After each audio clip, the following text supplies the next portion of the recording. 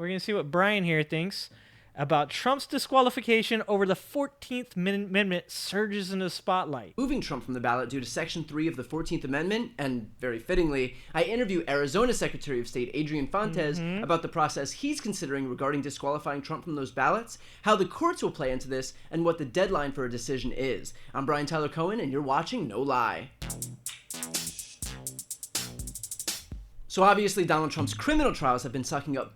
And while we're here, boys and girls, if you haven't liked it, if you haven't subscribed to it, Brian Tyler Cohen's man, please give Brian Tyler Cohen all the love because he deserves it. Most of the oxygen, but now the issue of Trump being disqualified from the ballot is also elbowing its way into the spotlight. So I'm going to talk about a little bit of the process for disqualification, although not too much because my interview today is literally with a Secretary of State and he's a much better authority on this than I am. But I mostly want to focus on whether it's a... Yeah, I pass the buck to Brian.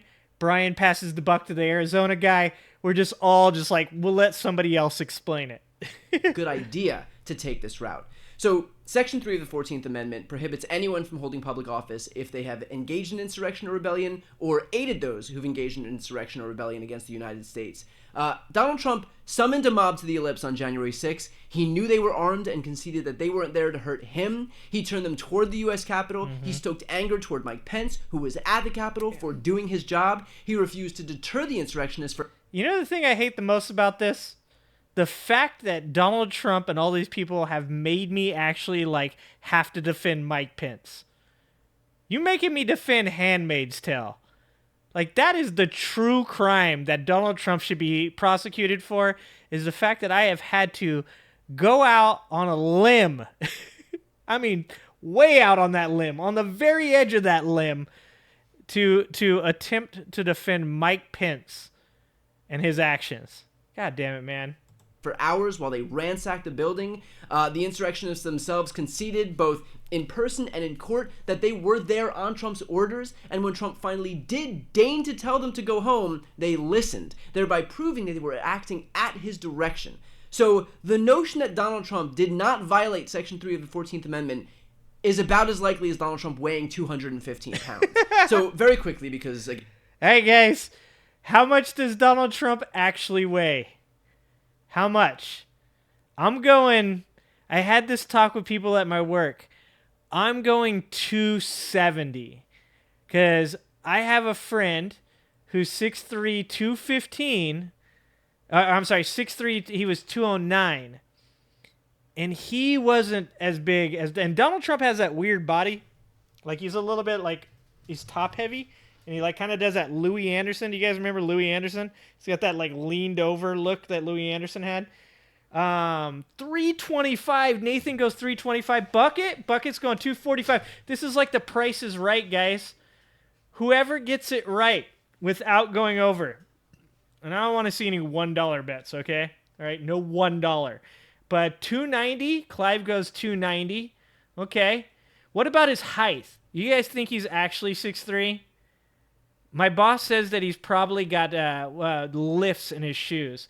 So I'm going like 5'10 and a half, and then he's got like 4-inch lifts. That's what I'm going. I'm going 5'10", 270. I just feel like he's just one of these guys that's going to claim he's over 6 feet. Again, I think Adrian will be able to speak to this much better than I can. The issue will now come before every respective state's Secretary of State, who can make the determination either to keep Trump on the ballot or to remove him by the time their primary ballots are due. Either way, whether they put him on it or leave him off, it'll draw lawsuits, and those lawsuits will be litigated to the final authority here, which is the United States Supreme Court. Okay. How that court will rule, I have no idea. And so that's really important because New Hampshire, being the first state to do it, they're probably going to, their case is probably going to be a little bit faster than everybody else's. It's going to get to the Supreme Court first, and then how the Supreme Court decides to rule on that is going to really determine how many other states start to do that. This would be a very, very strange election if Donald Trump is taken off of multiple ballots. Like, I mean, can you imagine if shit is so bad that he got pulled off of multiple ballots and somehow still beat this Republican primary crowd? Like, it just gets worse and worse for the primary, right? Like for the candidates that aren't Donald Trump, you've got to feel incredibly bad about yourself that not only are you getting beaten by a dude who most likely, and I'm saying like 97%, in my opinion, 100%, but 97% most likely is going to be prosecuted for treason against the country, and you're still losing to him. What is wrong with your party? I mean, I know how Clarence Thomas will rule, but the rest of those judges whose wives didn't perpetuate the very crime at the heart of this case remains to be seen. So this issue will absolutely be front and center as Secretaries of State figure out what to do in the coming months. So the question then becomes, should they? And I know that having a Secretary of State disqualify Trump from the ballot feels different than, for example, a jury of his peers convicting him on charges for which there is a boatload of evidence. And that at first glance, it probably has an anti-democratic feel because this is based on the Constitution, and everything in the Constitution is up to interpretation, and interpretations tend to vary based on what side of the aisle you're on. But there are two reasons why I think the answer is yes, they should disqualify him from the ballot. The first is that he engaged and aided those who engaged in insurrection. Again, I listed at the top a raft of examples from summoning his supporters to the ellipse, to telling them to march to the Capitol, knowing they were armed, to turning their focus onto Mike Pence to do something that he has no legal basis to do. And so the Constitution is clear, and the events surrounding January 6th are clear. That's the whole ballgame. And if we're going to not enforce the Constitution because we're worried that the right is going to cry... You know what I like about Brian and Kyle... the TYT guys too, like, is that you get to see real emotion. Like, you can tell Brian's about tired of this shit, man. It's like, how many times do I have to say this? How many times are we going to go over this? This is ridiculous, and that is the way that people should be right now. Like, I always feel like I'm a little bit over the top, and I like to see people actually getting a little emotional, saying, like, this is bullshit. Should we really be even doing this right now? Because I think that that's where our sanity has been jeopardized, right? Is like, we're being so patient. We're being so accepting. We're letting the trial like work its way out. And really what we all want to say is, isn't there enough evidence just to put this dude in prison? Cry foul, then we can never enforce any laws because guess what? They're going to cry foul regardless. Like, I remember losing my mind over Merrick Garland pussyfooting around this whole investigation in the beginning because he was so worried about the optics of looking politicized. Here's the thing. Not prosecuting someone because you're worried about the optics of looking politicized is also politicizing it. And the same applies here. If Secretaries of State pick and choose when to enforce the Constitution dude, me and Brian could hang out. because of optics, then they are doing the exact thing that they're trying to hedge against. So the only responsible move here is for those Secretaries of State to do their jobs and enforce the Constitution regardless of the blowback. Because remember, it is not their fault that Trump is in this position. No one forced Donald Trump to incite that mob to violence. No one forced him to send them to the Capitol. No one forced him to sic them on Mike Pence. That was all him. So if these Trump acolytes are looking for someone to blame in all of this, they might want to start with the guy who landed himself in this position. And here's the second reason that these Secretaries of State should disqualify Trump, because it'll be taken up by the Supreme Court anyway. The stakes aren't that high because the final decision will rest with the highest court. So at this point, there's no reason not to enforce the Constitution and disqualify him from the ballot. If they needed a... That's going to be really trippy. So what if it goes all the way to the Supreme Court and then the Supreme Court upholds it?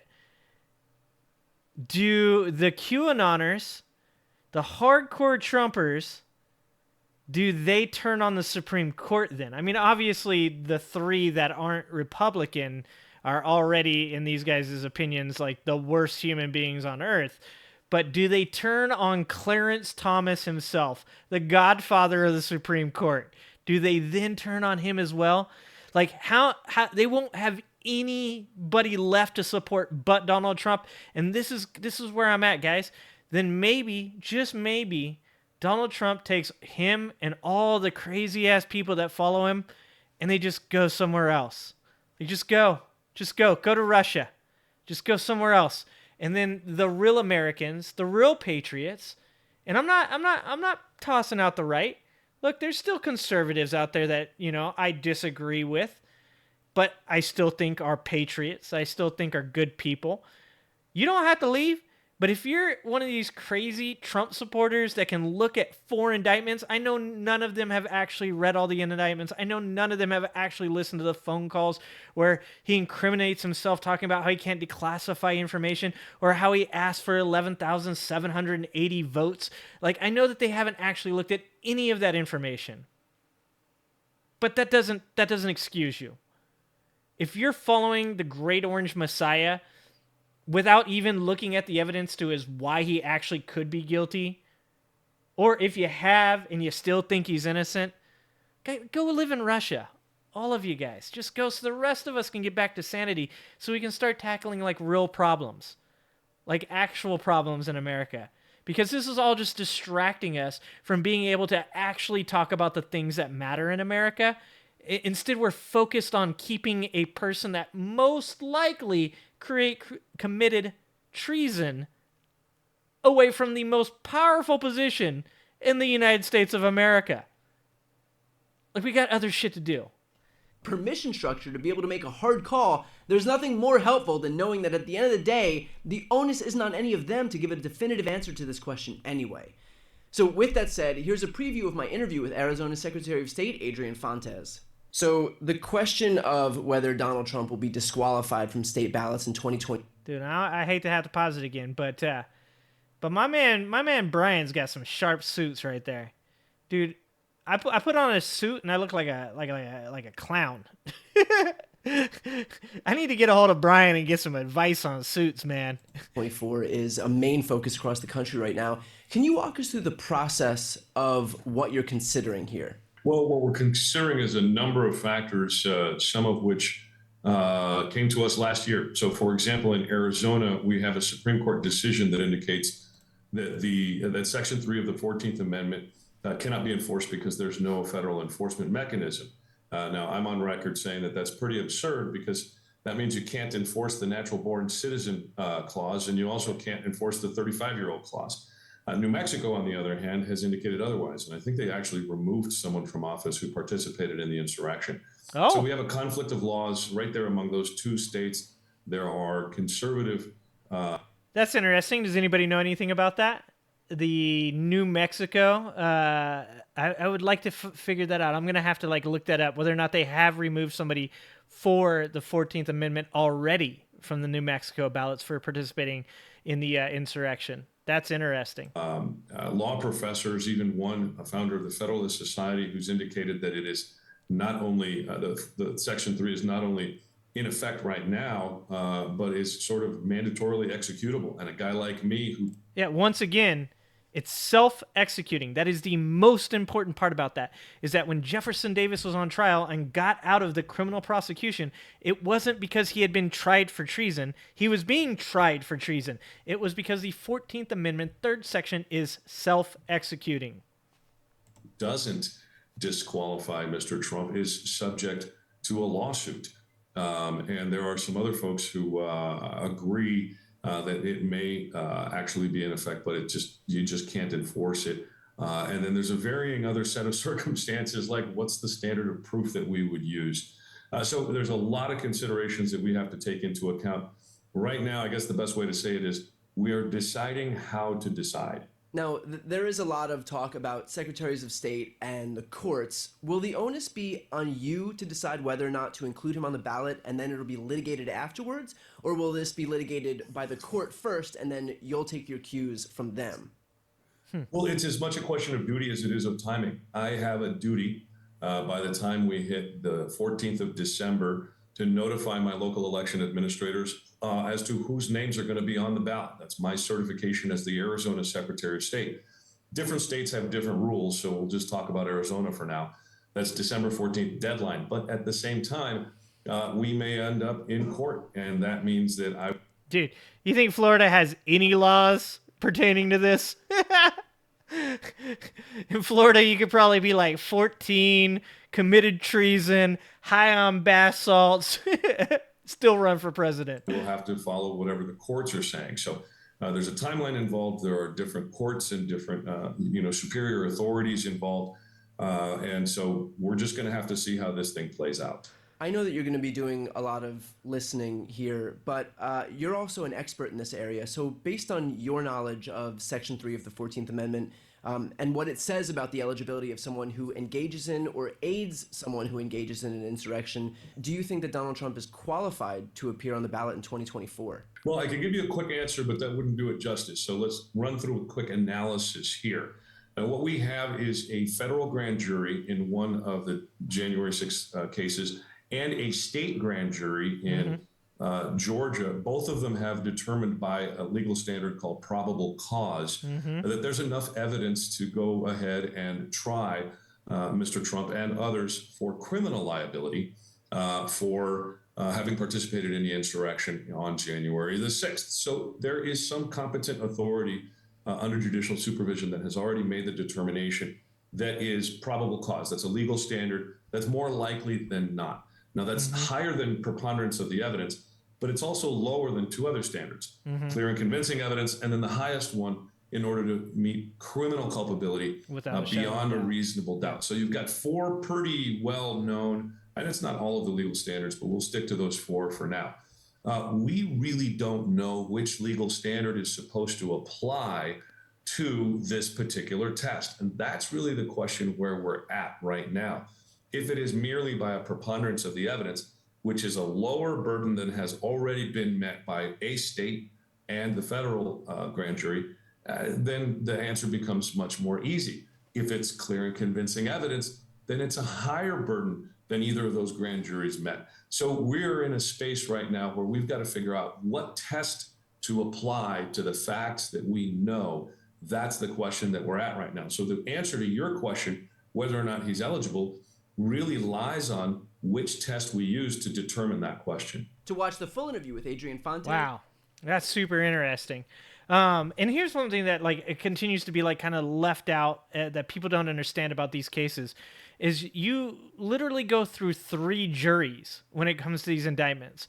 You have the initial grand jury, you have the grand jury that decides whether or not charges are going to be placed, and then you have a trial jury. So Donald Trump in each one of these indictments has already had two juries decide that he should be indicted, okay? One of them is going to be in Florida, one of them is going to be in Georgia, one of them in Washington, and of course the other one in New York, which, I'm not so big on the New York one. I think that's a trial that has a lot more to do with things that I'm not that interested in. I knew he was a terrible person in that manner a long time ago. That doesn't change anything. If it is against the law, then he should be prosecuted just like any of us would be, which any of us would have been already. But when people are like, this is just absolutely ridiculous because it's a witch hunt, you got to remember that these grand juries are made up of citizens. It's made up of people. And already two juries in each one of these indictments have thought that there has been enough evidence to prosecute Donald Trump on these charges. That's fucking insane. If I had four indictments where two juries in each one decided that it was a good idea to prosecute me, I'd be like, I'm screwed. All of these people think I did it. Thanks a lot for watching my video. If you liked it, hit that like and subscribe. If you'd like to join the Ginger Army and help support me for only $3 a month, you get to support a soulless ginger. You also get access to the Tantrum Trump and Prison Trump emojis. And don't forget to join me every Wednesday at 6 p.m. Pacific for a live stream with yours truly. Thanks a lot, guys. Love you. Appreciate you. Stay safe out there.